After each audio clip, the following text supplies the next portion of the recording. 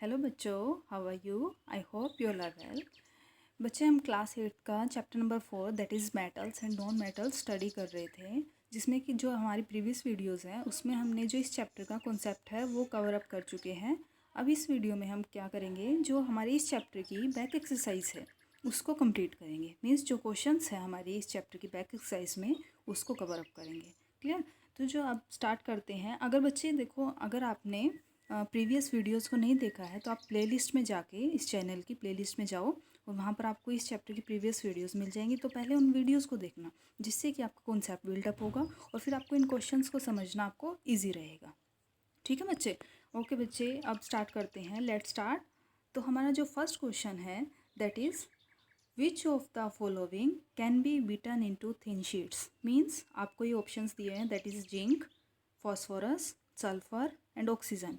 Means आपको ये बताना है कि इन जो भी आपको ये ऑप्शंस में दिए हुए हैं एलिमेंट्स, इनमें से आपको ये बताना है कि कौन सा एलिमेंट थिन शीट्स में बीट किया जा सकता है। ठीक है? तो हमने ये प्रॉपर्टी स्टडी की थी कि जो मेटल्स होते हैं उनके पास ये प्रॉपर्टी होती है कि उनको हम थिन शीट्स में बीट कर सकते हैं। तो यहाँ पर मेटल कौन सा प्रेजेंट है? That is zinc. बाकी सारे क्या हैं? नॉन मेटल्स हैं। ठीक है? और जो सिर्फ जिंक है वो क्या है? यहाँ पर मेटल है। क्लियर? तो ऑप्शन क्या हुआ? ऑप्शन नंबर ए हमारा क्या हो जाएगा? Zinc is the metal which can be beaten into thin sheets. Clear? I hope आपको इतना अच्छे से क्लियर हो गया होगा। ठीक है, अब नेक्स्ट क्वेश्चन पर आते हैं। हमारा नेक्स्ट क्वेश्चन क्या कहता है? विच of the following statement is correct. हमें एक स्टेटमेंट कौन सी करेक्ट है वो सिलेक्ट करना है। फर्स्ट आता है all metals are ductile, all non metals are ductile, generally metals are ductile and some non metals are ductile. Means अब आपको क्या बताना है, इनमें से कौन सी स्टेटमेंट करेक्ट है। तो यहाँ पर जो करेक्ट स्टेटमेंट आती है वो हमारी है generally all metals are ductile. Right? Means सारे मेटल्स डक्टाइल नहीं होते, कुछ मेटल्स मीन्स जनरली जो मैक्सिमम मेटल्स होते हैं वो डक्टाइल होते हैं, सारे मेटल्स डक्टाइल नहीं होते। ठीक है? अब इसके बाद नेक्स्ट क्वेश्चन आता है फिलिंग द ब्लैंक्स। मीन्स इसमें क्या करना है, हमें फिलिंग द ब्लैंक करना है। ठीक है? तो अब देखो, फर्स्ट फिलिंग द ब्लैंक में क्या आएगा? फॉस्फोरस इज़ अ वेरी, क्या था फॉस्फोरस? हमने स्टडी किया था, वेरी रिएक्टिव। राइट? तो यहाँ पर क्या आएगा? रिएक्टिव आएगा। अब उसके बाद सेकंड आता है मेटल्स आर गुड कंडक्टर और poor conductor, that is good conductor of heat and electricity. Then इसके बाद आता है आयरन इज़ रिएक्टिव और लेस रिएक्टिव और more reactive, that is iron is more reactive than copper. ठीक है? उसके बाद आता है metals react with acid to produce hydrogen gas. Clear बच्चे? तो यहाँ हमारे ऑप्शंस में क्या क्या आएगा? जो ऑप्शंस होंगे आपका phosphorus is a reactive metal. ठीक है? Metals are good conductors of heat and electricity, iron is more reactive than copper, metals react with acids produce hydrogen gas. Clear बच्चे? आई होप आपको इतना अच्छे से क्लियर हो गया होगा ये फिल इन द ब्लैंक्स में। अब नेक्स्ट आता है, आपको जो स्टेटमेंट्स दी हुई हैं इनमें से आपको क्या सिलेक्ट करना है? ट्रू और फॉल्स, कि कौन सी स्टेटमेंट ट्रू है, कौन सी स्टेटमेंट फॉल्स है। तो जो अब आता है हमारे पास फर्स्ट स्टेटमेंट, वो क्या वो कहता है? Generally non metals react with acids. ठीक है? इसके बाद नेक्स्ट आती है हमारे पास sodium is very reactive metal. ये बताना आपको ट्रू या फॉल्स है। देन इसके बाद copper displaces zinc from zinc sulphate solution. Means copper displace कर देता है किसको? जिंक को। कहाँ से? जिंक सल्फेट के सॉल्यूशन से। Means copper plus ZnSO4। ठीक है? तो आपको ये बताना है। अब बच्चे हमें पता है कि जिंक ज़्यादा रिएक्टिव होता है तो कॉपर तो डिस्प्लेस नहीं कर पाएगा, तो स्टेटमेंट क्या हो जाएगी? फॉल्स हो जाएगी। और हमें पता है कि जो सोडियम होता है वो क्या होता है? वेरी रिएक्टिव होता है, तो इसलिए ये स्टेटमेंट क्या होगी? ट्रू होगी। फिर उसके बाद coal can be drawn into wires. No, because coal is a non metal and non metals have not the property of ductility. Right? तो यहाँ से हमने क्या देखा? जो फर्स्ट स्टेटमेंट है, third statement and fourth statement है, these are wrong. Only statement number second, that is statement number second is that is sodium is very reactive metal, ये स्टेटमेंट हमारी क्या है? ट्रू है। बाकी सारी स्टेटमेंट क्या है? हमारी फॉल्स है। क्लियर? ओके बच्चे, अब जो नेक्स्ट क्वेश्चन आता है हमारे पास, नेक्स्ट क्वेश्चन है, देखो आपके पास टेबल है, इस टेबल के अंदर क्या दिया हुआ है? यहाँ पर प्रॉपर्टीज़ लिखी हैं। देन उसके पास क्या लिखा हुआ है? मेटल्स लिखे हुए हैं, मेटल्स एंड नॉन मेटल्स। इसके अंदर क्या है कि जो आपके प्रॉपर्टीज़ कौन कौन सी, जैसे अपीयरेंस मीन्स आपको ये देखना है कि कौन से अपीयरेंस में मेटल कैसे दिखते हैं, नॉन मेटल कैसे दिखते हैं। हार्डनेस में मेटल्स की कैसी हार्डनेस होती है और नॉन मेटल की कैसी हार्डनेस होती है। मेलेबिलिटी शो करते हैं, ये नहीं करते हैं। डक्टिलिटी मेटल शो करते हैं, नहीं करते हैं। कंडक्शन हीट का होता है या नहीं होता है, या फिर इलेक्ट्रिसिटी को कंडक्ट करते हैं या फिर नहीं करते हैं। ठीक है बच्चे, तो अपीयरेंस में देखो बच्चे, मेटल्स की कैसी अपीयरेंस होती है, शाइनी होती है, लस्ट्रस होती है, लेकिन नॉन मेटल्स की नहीं होती है। हार्डनेस में मेटल्स हार्ड होते हैं लेकिन नॉन मेटल्स सॉफ्ट होते हैं। मेलेबिलिटी मेटल शो करते हैं लेकिन नॉन मेटल शो नहीं करते। डक्टिलिटी में मेटल्स शो करते हैं, नॉन मेटल शो नहीं करते। हीट कंडक्शन भी मेटल शो करते हैं, नॉन मेटल्स नहीं करते। कंडक्शन ऑफ इलेक्ट्रिसिटी में भी मेटल शो करते हैं बट नॉन मेटल्स नहीं करते। क्लियर? तो बच्चे आई होप आपको इतना अच्छे से क्लियर हो गया। दैट इज़ देखो यहाँ पर कि जो आपके appearance lustre dull, hardness hard soft, malleability can be beaten into sheets, can not, ductility can be drawn into wires, can not. Then उसके बाद heat conduction, good conductor, these are poor conductor. Conductor of electricity, these are good conductors, these are poor conductors of electricity. Clear? तो यहाँ से हमने ये questions का कर लिया है। अब इसके बाद बच्चे नेक्स्ट क्वेश्चन आता है, give reason for the following. That is हमें इसके रीज़न को एक्सप्लेन करना है कि जो आपका एल्युमिनियम फॉयल होती है जिसमें आपकी मम्मा खाना रैप करके देते हैं, तो उसको खाने को एल्युमिनियम फॉयल में क्यों रैप करते हैं, राइट। देन उसके बाद सेकंड आता है, immersion rods for heating liquid are made up of metallic substances. Means जिन रोड्स को लिक्विड में हम इमर्स करते हैं वो जनरली मेटल्स की क्यों बनी होती है। मीन्स एक बीकर में आपने अगर सॉल्यूशन लिया है और उसमें आपने एक रोड को डाला है तो वो रोड मेटल की क्यों बनी होती है। ठीक है, तो आपको ये देखना है। तो इसमें देखो बच्चे, इसकी क्या एक्सप्लेनेशन बनेगी आपकी। देखो, जो एल्युमिनियम फॉयल होती है, आपको पता है मेटल होता है, ठीक है। मेटल के पास क्या प्रॉपर्टी होती है, मेलेबिलिटी की। मेलेबिलिटी का मतलब क्या होता है, उसको थिन शीट्स में हम कवर कर सकते हैं, मीन्स बीट किया जा सकता है, beaten into thin sheets. That's why जो एल्युमिनियम की फॉयल होती है उनको क्या कर सकते हैं, हम खाने के लिए रैप कर सकते हैं। ठीक है। देन उसके बाद क्या आता है, मेटल्स को एज इमर्जन के लिए यूज क्यों करते हैं, रोड्स की फॉर्म में। क्यों? क्योंकि जो मेटल्स होते हैं वो good conductor of heat and electricity होते हैं, उनमें से जल्दी से हीट भी पास हो जाती है और इलेक्ट्रिसिटी भी पास हो जाती है। दैट्स वाई जो मेटल्स होते हैं वो क्या होते हैं, एज ए रोड्स यूज किए जाते हैं। ठीक है। देन इसके बाद आता है, copper can not displace zinc from its salt solution. Means copper क्या करेगा, वो इजीली जिंक सॉल्यूशन में से डिस्प्लेस नहीं कर सकता। मीन्स यहाँ पर कॉपर है और जिंक सल्फेट का सॉल्यूशन है, तो जो कॉपर है वो जिंक को यहाँ से रिप्लेस नहीं कर सकता। अब आपको पता है ये कैसे होता है, on the basis of displacement reaction, that is on the basis of reactivity. क्योंकि हमें पता है कि जो रिएक्टिव मेटल्स होते हैं वही लेस रिएक्टिव मेटल्स को डिस्प्लेस कर सकते हैं, लेकिन अब जो कॉपर मेटल है वो क्या है, less reactive as compare to zinc. तो क्या होगा, जो कॉपर मेटल है वो इजीली डिस्प्लेस नहीं कर पाएगा। A metal can displace a less reactive metal from its salt in aqua solution, but zinc is more reactive than copper, therefore copper can not displace zinc from its solution. Therefore वहाँ पर क्या होगा, कोई भी reaction नहीं होगी। Clear?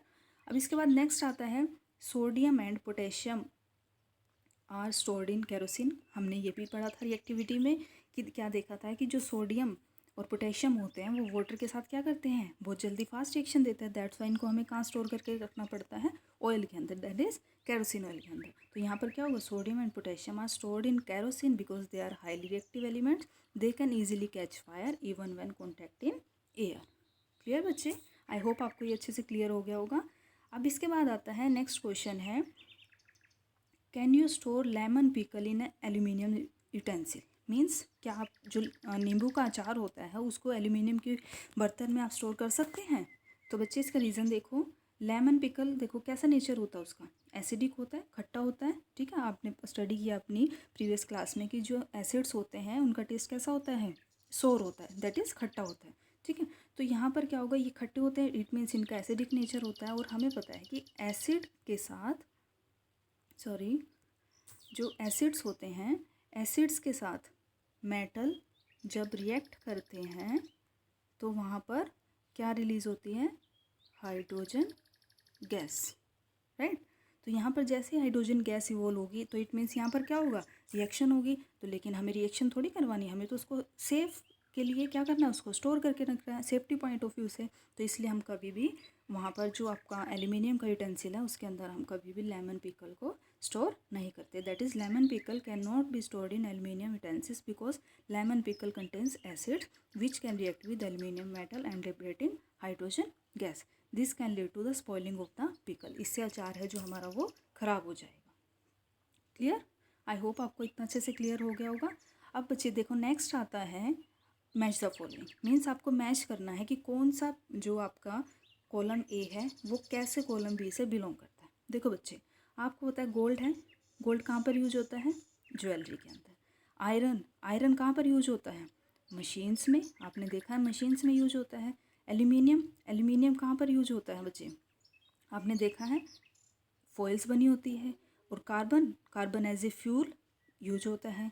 Copper, copper की क्या बनी होती है, इलेक्ट्रिक वायर्स बनी होती है। और मरकरी, थर्मामीटर्स में देखा आपने, थर्मामीटर्स होते हैं उनके पीछे वायर होती है। ठीक है, तो हमने क्या देख लिया कि किस टाइप से जो कॉलम ए के मेटल्स हैं उनकी प्रॉपर्टीज़ के बेसिस पे कॉलम बी से हमने मैच कर दिया। क्लियर? आई होप आपको ये अच्छे से क्लियर हो गया होगा।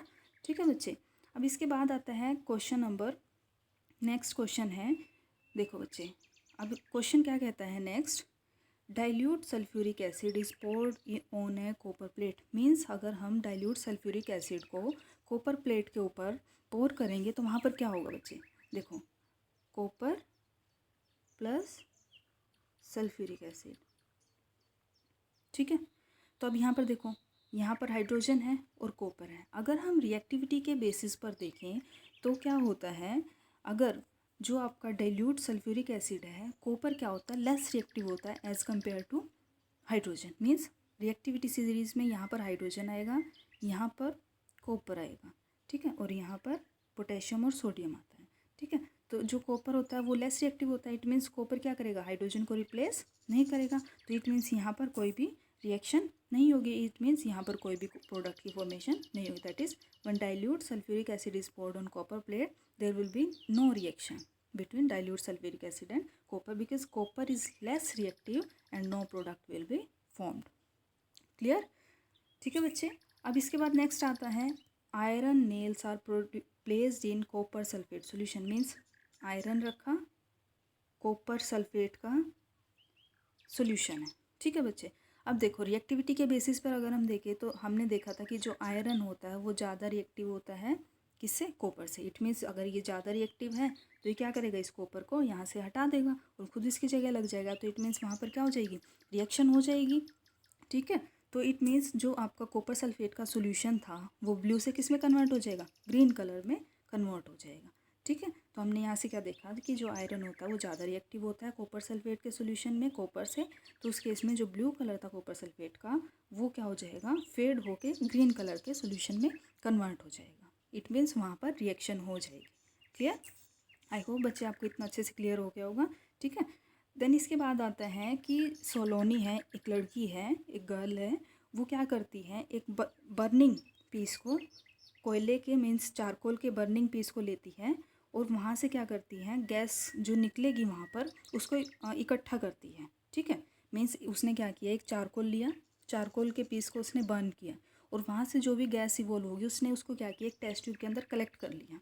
ठीक है, तो अब आपको ऑब्जर्व करना है कि जो गैस इवॉल्व होगी उसका नेचर कैसा है और अगर वहाँ पर जो बर्निंग हो रही है उसके पीछे रिएक्शन क्या है। ठीक है बच्चे, तो अब देखो जैसे ही उसके अंदर टेस्ट ट्यूब के अंदर उसने क्या किया, फ्यू ड्रॉप्स ऑफ वाटर डाला उस स्मोक के अंदर जो टेस्ट ट्यूब में कलेक्ट किया था, उसको अच्छे से शेक किया। तो जैसे ही वो लिटमस पेपर के साथ टेस्ट लगाती है तो जो ब्लू लिटमस पेपर होता है वो किस में कन्वर्ट हो जाएगा, रेड के अंदर। तो अगर रेड के अंदर कन्वर्ट हो रहा है तो यहाँ से हमें क्या पता चल रहा है कि जो सोल्यूशन है उसका नेचर किस टाइप का है, एसिडिक है। क्लियर?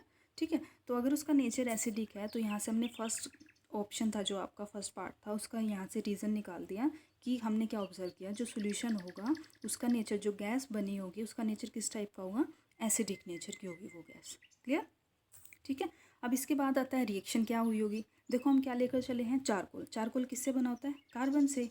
ऑक्सीजन की प्रेजेंस में ही होती है बर्निंग, तो इट मीन्स वहाँ पर कौन सी गैस इवॉल्व हुई है, CO2। और हमने देखा था कि जो नॉन मेटल के ऑक्साइड्स होते हैं उनका नेचर कैसा होता है, एसिडिक होता है। क्लियर? आई होप बच्चे आपको इतना अच्छे से क्लियर हो गया होगा। और फिर जो गैस इवॉल्व होती है वो गैस अगर वाटर के साथ मिलती है तो वहाँ पर क्या बन जाता है, acid, that is carbonic acid, H2CO3। ये एसिड बन जाएगा जिसकी वजह से जो ब्लू लिटमस पेपर है वो किस में कन्वर्ट हो जाएगा, रेड लिटमस पेपर में कन्वर्ट हो जाएगा। क्लियर बच्चे? आई होप आपको इतना अच्छे से क्लियर हो गया होगा।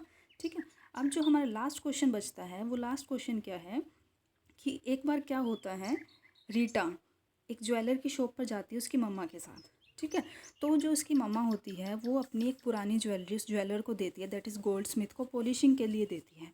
तो नेक्स्ट डे लेकिन अगर वो जब उसको ज्वेलरी को लेने जाते हैं दोबारा वापसी उनसे, तो वहाँ पर जो ज्वेलरी थी उसका वेट थोड़ा सा लूज़ हो जाता है। मीन्स सपोज करो अगर वो ज्वेलरी इनिशियली अगर वो 5 ग्राम की थी तो वो कितने की हो गई, सपोज करो वो 4.8 ग्राम की हो गई। ठीक है, तो इट मीन्स यहाँ पर क्या हुआ, वेट में लूज़ हो गया, 0.2 का लूज़ हो गया, है ना, -0.2। तो ये रीज़न ऐसा क्या हुआ है कि जो हम देने गए थे उन्होंने जैसे पॉलिश की तो वहाँ पर वेट लूज़ हो गया। तो इसके पीछे रीज़न क्या है बच्चे, देखो हम जब भी पॉलिश करते हैं सबसे पहले जो आपकी ज्वेलरी होती है उसको वॉश करते हैं ताकि उसके ऊपर जो भी डर्ट लगी हुई है, जो भी अगर कोरोड हुआ है वो मेटल, तो उसके क्या करेंगे, हम उसको हटा देंगे वहाँ से। इसके लिए हम क्या करते हैं, एक सॉल्यूशन लेकर चलते हैं, दैट इज़ एक्वारीजिया। एक्वारीजिया क्या होता है, 2 एसिड्स का मिक्सचर होता है, that is hydrochloric acid and nitric acid, that is HCl and HNO3। ठीक है, इनका रेशो क्या होता है, जो आपका HCl होता है वो 3 ml लेकर चलते हैं और जो आपका HNO3 होता है वो आपका 1 ml लेकर चलते हैं। ठीक है, ये भी 3 ml। इस टाइप से जो सोल्यूशन बनेगा उसके अंदर हम उस मेटल को डिप करते हैं, दैट इज़ गोल्ड की ज्वेलरी को डिप करते हैं।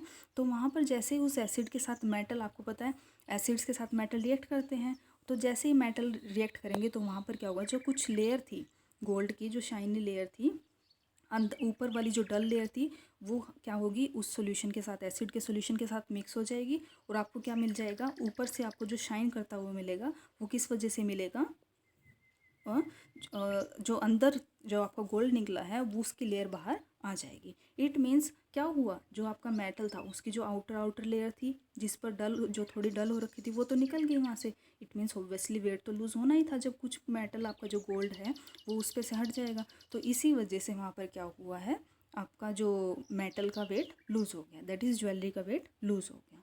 क्लियर बच्चे? आई होप आपको इतना अच्छे से समझ आ गया होगा। ठीक है बच्चे, अगर फिर भी आपको कोई डाउट है तो मुझसे आप पूछ सकते हैं। ठीक है, तो यहाँ पर आपका जो चैप्टर नंबर, आपका क्लास 8 का जो चैप्टर नंबर ये आपका 4th है, that is metals and non metals, इसकी एक्सरसाइज भी हमने कवर अप कर ली है और ये चैप्टर भी अच्छे से कवर कर लिया है। ओके बच्चे, आई होप आपको अच्छे से समझ आया होगा। ओके बच्चे, थैंक यू।